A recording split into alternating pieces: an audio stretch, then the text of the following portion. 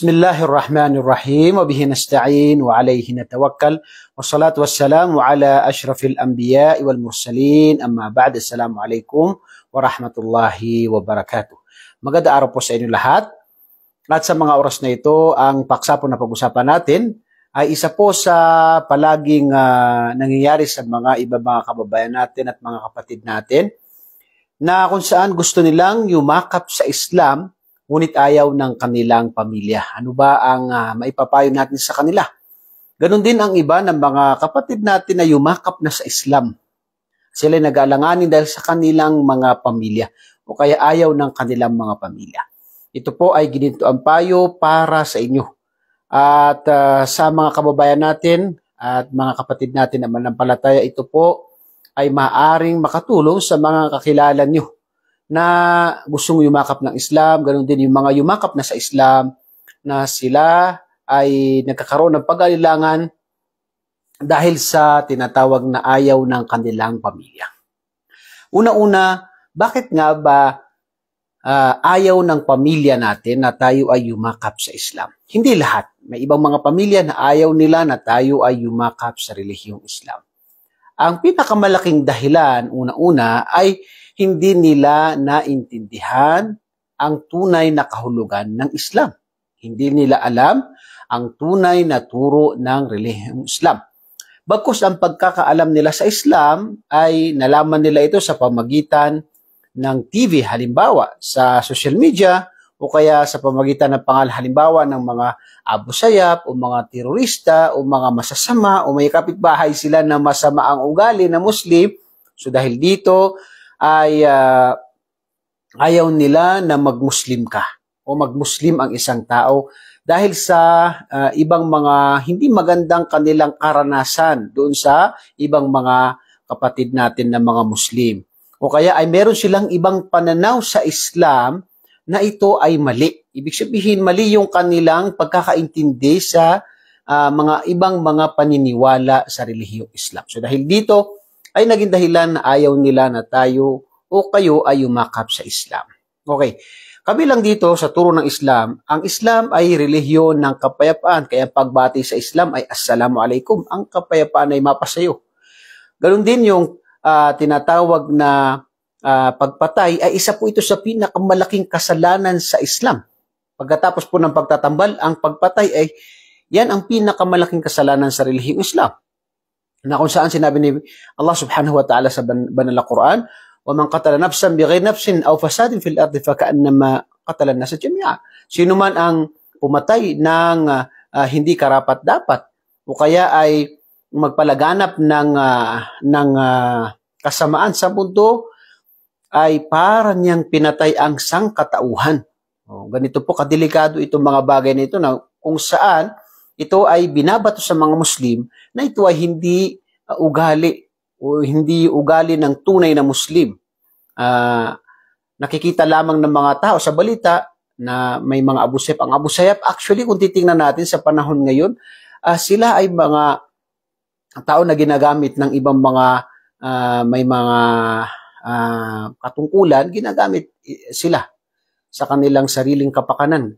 Yung iba ay mga brainwash na mga tao na kung saan ang mga kapatid natin din na mga Muslim sa lugar nila ay biktima sila sa lugar na yun. Sila po ay ang kanilang ginagawa, ito po ay labag sa relihiyong Islam. Kaya nga sa relihiyong Islam, ang pagpatay ay isa sa pinakamalaking kasalanan sa relihiyong Islam. Ganon din na sinabi sa hadith ni Propeta sallallahu alaihi wasallam, ang tunay na Muslim ay siya ang payapa ang mga tao sa kanyang salita at ang kanyang gawain. Yan po ang turo ng Islam, hindi po katulad na nakikita natin o kaya yung ibang mga balita natin. Kaya kung gusto nating alamin ang relihiyong Islam, ay alamin po natin ito sa tunay na Muslim at may kaalaman sa relihiyong Islam. Magkaiba po yung Islam at saka yung Muslim. Ang Muslim ay maaari po na sila makagawa ng pagkakasala. At sila ay nagkakamali dahil sila ay tao, katulad ng ibang mga Kristiyano na nagkakamali at nakakagawa rin ng tama. So ang Islam naman ay perpektong relihiyon. Ito po pinakauna na dahilan kung bakit ayaw ng pamilya natin. So dito ay dapat na tayo na nakakaalam ng katotohanan, tayo ang nag-aral ng Islam, ay hindi natin hindi maging hadlang sa atin ito ganitong bagay dahil hindi nila hindi nila alam o hindi sapat yung kaalaman nila sa relihiyong Islam. So dahil dito ay kung may kaalaman tayo, una-una mag-aral tayo, pagkatapos ay bahagi natin sa kanila para mawala yung kanilang pag-aalilangan sa relihiyong Islam. Pangalawa, ang relihiyong Islam, ang pinakadakilang turo sa relihiyong Islam ay pagsamba sa nag-iisang tagapaglikha. Ito ay logic lamang po. Kung ikaw ay isang naghahanap ng katotohanan, sino ang dapat mong sambahin? Ang Panginoon ng mga tinatawag na mga nilikha. Ang lumikha sa atin, siya lang mga dapat sambahin. Yan ang turo ng relihiyong Islam, turo ng lahat ng propeta, mula kay Propeta Adan, Propeta Abraham, Noah, Propeta Jesus, Propeta Moses, Propeta Aaron, Propeta Solomon, David, Propeta Muhammad. Isa ang kanilang turo. Ito ang pagsamba sa nag-iisang tagapaglikha. Kaya challenge po ito sa kanila, sa mga kamag-anak nyo, sa mga ibang mga kamag-anak nyo, kakilala nyo, kaibigan nyo, na nagsasabi na si Jesus ay isang Diyos. Wala pong ni isang talata na sinabi ni Jesus na ako ang inyong Diyos, ako inyong sambahin. Wala po tayong mababasa.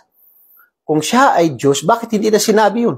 Na ako ang inyong Diyos, ako ang inyong sambahin. Bagkus ang kanyang sinasabi sa Biblia, ang Pangulo, ang Panginoon nating Diyos, ang Panginoon na isa. Pinakamahalagang kautusan ay ang Panginoon nating Diyos, ang Panginoon na isa. Sambahin lamang ang nag-iisang tagapaglikha.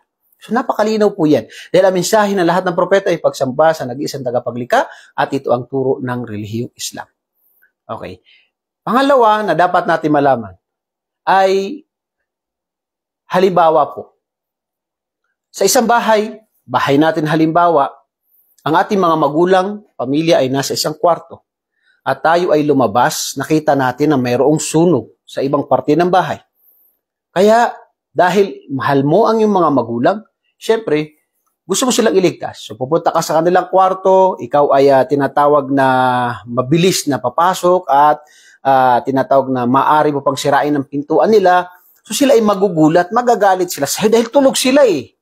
Hindi nila kasi alam yung tinatawag na pangyayari o nangyayari sa labas. So dahil dito, magagalit sila. O bakit mo kami pinasok dito? Bakit mo sisirain ang pinto? Magagalit sila, syempre. Pero dahil sa gusto mo silang iligtas, ikaw ang nakakaalam sa kaligtasan na ito, ay sasabihin mo sa kanila na mayroong pong sunog sa ibang parte ng bahay.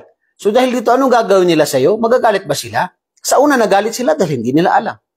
So sila ay magpapasalamat dahil niligtas mo sila. Ganyan din ang Islam. Nalaman mo ang katotohanan. Ito ang pagsamba sa nag-iisang tagapaglikha, pag-iwas sa mga pagsamba sa mga rebulto, sa mga nilikha, at iba pa. So niligtas mo sila. Kung ito ay hindi pa nila nalalaman, itong dakilang relihiyon na ito, kapag naipaliwanag mo sa kanila, magpapasalamat sila sa iyo. May iintindihan nila. Ganun din, halimbawa, ikaw ay isang driver. Siyempre, kapag nakasakay ang pamilya mo sa likod, at merong bangin, siyempre, magbreno ka agad. So, sila ay mauuntog dahil sa nagbreno ka agad. So, magagalit sila. Bakit sila magagalit? Dahil hindi nila alam. Sabi, bakit ka nagbreno? Nauntog kami dito Ngayon, hindi nila alam ang pangyayari. So, sila ay magagalit. Pero pag pinaliwanag mo sa kanila na ginawa ko ito dahil sa inyong kaligtasan. May bangin. Gusto niyong mahulog tayo? So, sila ay magpapasalamat sa iyo. Siyempre, dahil niligtas mo ang kanilang buhay. Ganyan din ang Islam. Kung ikaw ay tumanggap ng Islam, kung ikaw ay nakita mo ang Islam, napag-aralan mo ang Islam ay relihiyon ng pagsamba sa nag-iisang tagapaglikha, relihiyon ng pagmamahal sa magulang, relihiyon ng kapayapaan, kalinisan, relihiyon na kung saan nagtuturo ng pagsamba lamang sa nag-iisang tagapaglikha. Ito ay kaligtasan. Alhamdulillah. So, nalaman mo ang katotohanan. Bakit mo iiwan? Ang isa sa pinaka-dakilang tinatawag na kumbaga sa buhay natin ay yung hindi panghawakan ng katotohanan. So, pinakadakilang kalugian sa isang tao. Na kung saan nakita mo na ang katotohanan, iniwan mo pa. Nakita mo na tama ito, iniwan mo pa. O kaya ayaw mo. Dahil nga lang sa mga bagay na tulad ng ayaw ng pamilya. So dito, pinapaliwanag natin ito para maintindihan ng bawat kapatid natin o kaya yung mga kababayan natin gustong yumakap ng Islam na ang hadlang nila ay ang kanilang pamilya na ayaw nila. So dito po, kung naintindihan natin ang Islam, kung papasok tayo sa Islam dahil alam natin ito katotohanan, ay pumasok po tayo sa relihiyong Islam at iligtas po natin ang ating mga pamilya. Wallahi adim, kapag ka tinanggap natin ang Islam, pinag-aralan natin ang relihiyong Islam, at isinabuhay natin, subhanallah, wala pong magagawa ang ibang mga pamilya natin maliban sa tanggapin nilang Islam o kaya ay ipagtanggol nila ang Islam kahit hindi sila Muslim. Yan po ang katotohanan dahil ang Islam ay perpektong relihiyon. Kabilang din sa maipapayo natin ay ang tinatawag na paglaganap ng Islam. Alam niyo ba kung bakit lumaganap ang Islam? Nagsimula ito sa mga naunang mga propeta at sa panahon ni Jesus ay dumating at ang iba't ibang mga nung siya ay itinaas na sa langit, ay dumating yung iba't ibang mga bitag ni Shaitan na kung saan naligaw ang ibang o maraming mga tao. So dahil dito sumamba ang mga tao sa iba't ibang mga ribulto at dahil dito nagpadala siya ng kanyang propeta. Nagsimula kay Propeta Muhammad sallallahu alaihi wasallam, binuhay niya ang Islam hanggang sa dumating sa atin ang Islam at sa Pilipinas dumating ang relihiyong Islam. Kaya hindi po bago sa atin sa Pilipinas ang relihiyong Islam. Dahil ito ay maagang dumating sa Pilipinas. Kaya makikita natin, meron tayong yung Raha Sulaiman. Actually, ang pinakaunang sa history ay si Lapu-Lapu, na kung saan dumating si Magellan para siya sakupin niya ang tinatawag na bayan na tinatawag, sabi nila ay Maharlika, o yung sa bayan natin, na kung saan ay napatay ni Lapu-Lapu si Magellan dahil si Magellan ay dumating sa atin para ipalaganap ang Kristyanismo. Malinaw po yan at nasa history po yan. Kaya sinakop tayo ng mga Kastila na ang kanilang dalang relihiyon ay Kristyanismo. So dalawa lang ang pipiliin mo. Gusto mong mabuhay, tanggapin mo ang Kristyanismo. Kung hindi, yan ang katotohanan. Okay? So ang ating mga ninuno, si Lapu-Lapu ay Muslim. Si Raha Sulaiman, Raha Lakandula, yung mga dato, sila ay mga Muslim. Dato Puti, ngayon kilala natin pang adobo, pero si Dato Puti, Dato Sumakwil, at iba pang mga dato, sila ay mga Muslim. Yan ang origin ng ating mga ninuno. So dahil dito, ang relihiyong Islam ay lumaganap. Kahit na napakaraming sumisira sa relihiyong Islam, ang relihiyong Islam ay lumaganap. At isa sa mga challenge natin, subhanallah, makikita natin, wala kang makikita na Muslim na mga ngaral na may alam na sapat na kaalaman sa Islam na umalis sa relihiyong Islam. Ha? Wala. Maliban sa isa sa mga yung sinasabi nila na si David o si Daud, actually may sarili siyang sitwasyon na kung saan at saka hindi sapat yung kanyang kaalaman sa Islam. Hindi sapat. At may dahilan siya. Maraming mga nagsabi ng mga brothers na kung saan dahil sa kanyang pangangailangan. Dahil sa Islam actually, walang nagbibigay siya ng pera. Hindi katulad ng sa mga pari, mga pastor na may mga abuloy, mga iba't ibang kaya nag-aaway-away yung mga pinuno dahil sila yung nagko-collect ng pera. Kaya sila yung mayaman. Sa Islam, alhamdulillah, may mga nagbo-volunteer pero wala pong aasahan dahil ito ay para kay Allah. Tayo ay nagpapalaganap ng Islam para kay Allah. Dahil ito ang tunay na relihiyon. So dahil dito, makikita natin sa relihiyong Islam ay isa sa makikita natin na lumaganap ang relihiyong Islam. At marami po, subhanallah, mga pari, mga pastor, katulad ni Ahmad Barcelon, katulad ni yung si Ustad Ramos, marami pa. Napakarami nila na mga pari, mga pastor na tinanggap ang relihiyong Islam. At ang pinakamagandang balita dito, hindi sila naging ganap lamang na Muslim, bagkus sila ay naging mga ngaral sa relihiyong Islam. Piruin mo yun? Pagkaraan ng kanilang pag-aaral sa relihiyong Islam o relihiyong Kristyanismo, sila ay naging pari, sila ay naging pastor, ay iniwan nila ito. Dahil sa isang relihiyon na ito ang relihiyong Islam. Dahil nakita nila na ito ang katotohanan. Hinanap nila ang katotohanan at ito ang nakita nila ang relihiyong Islam. So isa lamang sa patunay na ang relihiyong Islam ay ito ay pinapangalagaan ni Allah, ito at tamang relihiyon.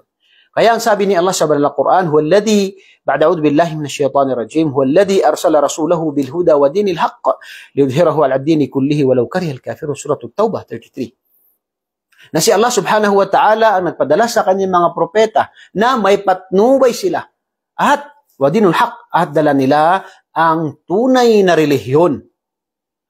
Liyudhhirahu 'ala ad-dini kullihi, upang ito ang lumaganap. Ito ang lumantad at lumaganap sa lahat ng relihiyon. Lumaganap ito sa lahat.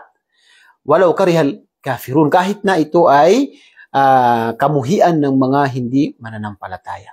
Kaya subhanallah, makikita natin mga pari, mga pastor. Yan ang pinakaunang isa sa pinakamagandang balita at saka pinakapatunay na ang relihiyong Islam ay tama. Totoo ito.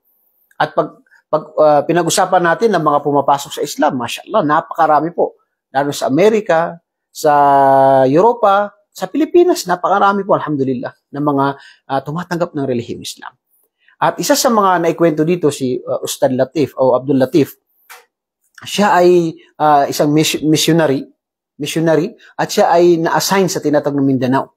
At almost 20 years na natili sila doon sa pamagitan ng foundation, pagtulong sa mga tao. Pero sila ay mga pastor para magpalaganap ng Kristyanismo. Ngunit ang nakapagtataka, sabi niya, sa tagal ko sa Mindanao ay wala pang ni isang pumasok sa aming relihiyon. Kahit na mga tao na hindi nagsasala o hindi masyadong relihiyoso, ayaw pa rin nila, subhanallah. Kaya sabi niya, pinag-aralan ko ang relihiyong Islam. Subhanallah, pagkaraan na pag-aralan ng Islam, pinasok niya ang relihiyong Islam at naging mangangaral siya. Nakilala ko siya, isa siyang ustad, isa siyang mangangaral ng relihiyong Islam. Allahu Akbar. Kabilang to sa mga patunay na ang relihiyong Islam ay totoong relihiyon. So dito, huwag nating patagalin. Kapag nakita mo ang katotohanan, ay tanggapin mo ito. Okay? Tanggapin mo ito. Dahil darating, tandaan po natin ito bilang panghuling payo, tandaan natin na kaligtasan po ang pinag-usapan natin dito. Kailan natin tatanggapin ang katotohanan? Ang mundong ito ay pansamantala lamang. Hindi tayo magtatagal dito. At wala tayong pupuntahan maliban lamang sa tayo ay maglalaho din at tayo ay darating sa kabilang buhay at tatanungin tayo ng dakilang tagapaglikha. Sinabi ni Allah sa banal na Quran, ba'da a'udhu billahi minasyaitanir rajim, فَإِذَا جَاءَتِ الصَّاخَّةُ يَوْمَ يَفِرُّ الْمَرْءُ مِنْ أَخِيهِ وَأُمِّهِ وَأَبِيهِ وَصَاحِبَتِهِ وَبَنِيهِ لِكُلِّ امْرِئٍ مِّنْهُمْ يَوْمَئِذٍ شَأْنٌ يُغْنِيهِ. Okay. So sa aya na ito sinasabi ni Allah na kapag dumating ang araw ng paghukom, ay tatakbuhan ng tao ang kanyang kapatid. Subhanallah. Sa araw na ito, ay sarili lamang niya ang kanyang isipin. Tatakbuhan niya ang kanyang kapatid, ang kanyang nanay, ang kanyang tatay, ang kanyang asawa, ang kanyang mga anak. Subhanallah. Totoo po yan. Totoo po yan. At dito nga sa mga mundo lamang, kapag may mga emergency na na halos nakakalimutan mo na lahat. Paano pa kaya sa araw ng paghukom? Pagkagunaw ng mundo. Lalo na sa tinatawag na tatanungin na tayo ng Allah subhanahu wa ta'ala. So dito pa lang sa pagkagunaw ng mundo, magtatakbuhan ng mga tao. Wala nang pakialam ang bawat isa. Ngayon, kahit gaano kakamahal ng magulang mo, kahit gaano kakamahal ng asawa mo, subhanallah, kapag dumating ang araw ng paghukom, sarili mo pa rin ang isipin mo. Ngayon, kung hindi mo tinanggap ang katotohanan, o tinanggap mo, iniwan mo ang katotohanan, sino ang nalugi? Pwede mo pang sabihin na dahil sa aking mga magulang, dahil sa aking asawa, dahil sa aking kaibigan? Hindi. Ikaw ang tatanungin sa kabilang buhay. Nalaman mo ang katotohanan, hindi mo tinanggap ang katotohanan. So ngayon, ito ay tinatawag na pagbabayaran mo. Ito yung resulta ng tinatawag na hindi mo pagtanggap ng katotohanan. Yan. At bilang panghuli, ang Islam po ay pinapangalagaan niya ang 5 bagay nito. Ang 5 bagay na kung saan una-una rito ay ang relihiyon. Ang relihiyon, sinasabi dito, ay relihiyon ng mga propeta. Ito ang 5 bagay na pinapangalagaan sa Islam. Itong bagay na ito kaya dumating ang Islam para pangalagaan ang 5 ito. Una-una ay ang relihiyon. Kaya nakita natin ang Allah nagpapadala siya ng mga propeta para hindi maligaw ang mga tao. Ipinagbawal ang pagsamba sa ribulto. Pinagbawal ang mga pamamaraan na daan tungo sa pagsamba sa mga ribulto. Dahil upang mapangalagaan ang relihiyon na ito yung dala ng mga propeta, na ito yung pagsamba lamang sa nag-iisang tagapaglikha. Yan po. Kabilang din dyan ay upang mapangalagaan ang ating mga sarili. Ating mga sarili, subhanallah. Kaya ipinagbawal yung kalusugan natin. Yung kalusugan natin, sarili natin. Kaya ipinagbawal yung tinatawag na shabu. Dahil masisira ang kalusugan natin. Ipinagbawal yung pagpapakamatay. Ipinagbawal na saktan mo sarili mo. Ipinagbawal yung tinatawag na mga bagay na makakasira sa kalusugan ng tao dahil para mapangalagaan ng kanyang sarili. Kabilang din doon, pinapangalagaan ng ating isipan. Subhanallah. Ang ating isipan. Kaya ipinagbawal yung tinatawag na pag-inom ng alak. Bakit? Dahil kapag uminom ang alak ang isang tao, ay nasisira ang kanyang kaisipan. Kaya, subhanallah, may mababalitaan ka, yung lolo niya o lola niya, ni-rape niya. Bakit? Dahil nasiraan siya ng utak sa panahon na yun. Nakainom. Kaya ngayon may mga balak, nagiinom, kasi may masamang balak. Di ba? Subhanallah. Kung pinapangalagaan ang ating kaisipan, kayong mga ipinagbabawal ng mga bawal na gamot, ipinagbabawal siya sa Islam. Bakit? Dahil nakakasira ito ng kaisipan. Nakakasira ito ng kalusugan. Ganun din, pinapangalagaan sa Islam yung kayamanan. Kaya sa Islam, ipinagbawal yung tinatawag na pagsusugal. Bakit? Kasi ang sugal, ano may dudulot sa'yo? Tingnan mo, ang dami mga nag-aaway sa pamilya, nasisira ang buhay dahil sa sugal. So, ang Islam po ipinagbawal. Ganun din, ipinagbawal yung pagsusugal para mapangalagaan ng kayamanan. Ganun din yung tinatawag na 5-6.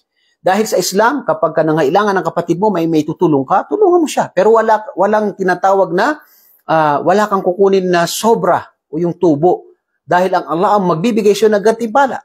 Dahil bawal yun. Bakit? Dahil yung mayaman, yayaman. Yung pobre, magiging mahirap. Dahil sa tinatawag na 5-6 nito, ilan ang mga tao na patuloy sila naging mahirap dahil dito. So, ang Islam, pinapangalagaan ng kayamanan.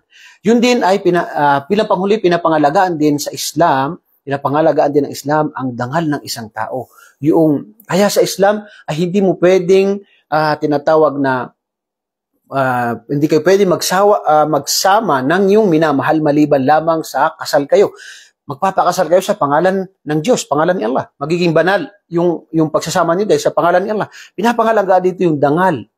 Kaya hindi pwede na yung tinatawag ng mga live-in sa Islam. Bakit? Dahil sa pinapangalagaan yung dangal. Yung pangalan, subhanallah. Ilan sa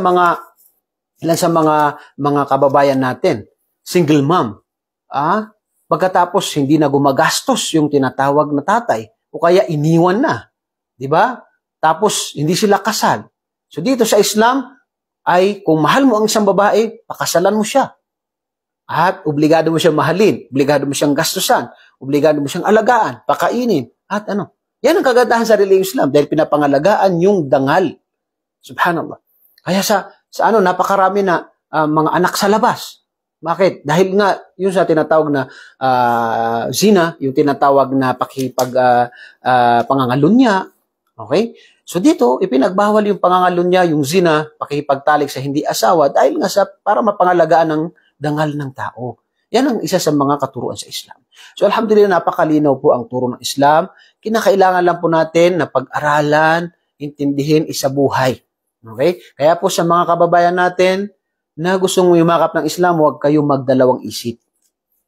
Ito ay tanggapin nyo dahil ito ang katotohanan at pag-aralan ito ng unti-unti. Huwag kayong matakot dahil kayo ay nasa katotohanan. Kayo ay sumasamba sa nag-iisang tagapaglikha. Okay? Alhamdulillah, isa ito sa mga biyaya ni Allah subhanahu wa ta'ala. Yung pagdarasal, sinasabi nila na bakit kayo nagtutuwad-tuwad?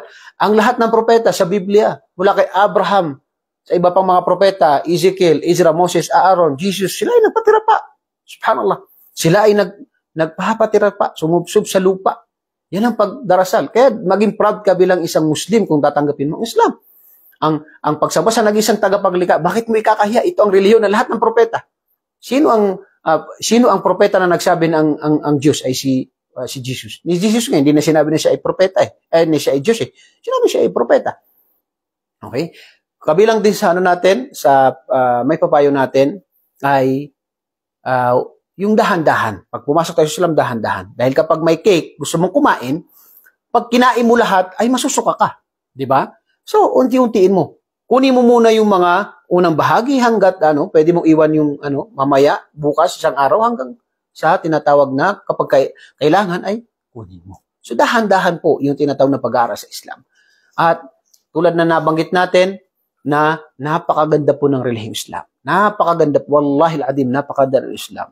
Kapag tinatawag na binuksan natin ang ating isipan, ang ating mga puso sa relihiyong Islam. Pakinggan po natin, huwag po tayong maging bias, pakinggan natin ang turo ng Islam, ang tamang turo ng Islam. At huwag tayong makikinig sa mga sinasabi ng iba, sumisira sa Islam. Nila ay puro kasinungalingan. Kung gusto natin malaman ng relihiyong Islam, ay alamin po natin sa mga tao na sila ay may kaalaman sa relihiyong Islam. O pumuli ay nagpapasalamat sa inyo at sa aking mga kapatid na mga balik Islam, ganun din sa ating mga kababayan, mga kapatid na mga mga Muslim, tayo po ay maging proud, tayo po ay maging matatag, magdua kay Allah subhanahu wa ta'ala. Isa buhay po natin ng Islam, alhamdulillah. Isa pinakamalaking biyaya sa isang tao ay ang makilala niya ang kanyang Diyos na tagapaglikha. Allahu Akbar. At pangalawa ay malaman niya kung paano na ito sambahin. Ano ang turo ng Diyos kung paano mo siya sambahin. At hindi yung turo ng ibang mga tao at ibang mga sekta o naman. Okay? So, ito po ang may papayo natin. Nawa ay makatulong po ito sa ating mga ibang mga kababayan na gustong mayumakap ng Islam. Welcome po sa inyo lahat at ganun din sa mga kababayan natin o mga kapatid natin na yumakap sa Islam. Huwag kayong mag-alilangan. Mag-aral po kayo, mag-aral ng Islam. Kasi ito sa pinakamalaking biyaya sa inyo ni Allah subhanahu wa ta'ala. Ako po muli, nagpapasalamat sa inyo lahat sa inyong patuloy na pagsusubaybay sa ating page, ating mga live lectures at nawa ay pangalagaan kayo ni Allah subhanahu wa ta'ala at gantipalaan ni Allah subhanahu wa ta'ala. Hanggang sa muli, ako'y nagpapaalam sa inyo. Assalamualaikum warahmatullahi wabarakatuh.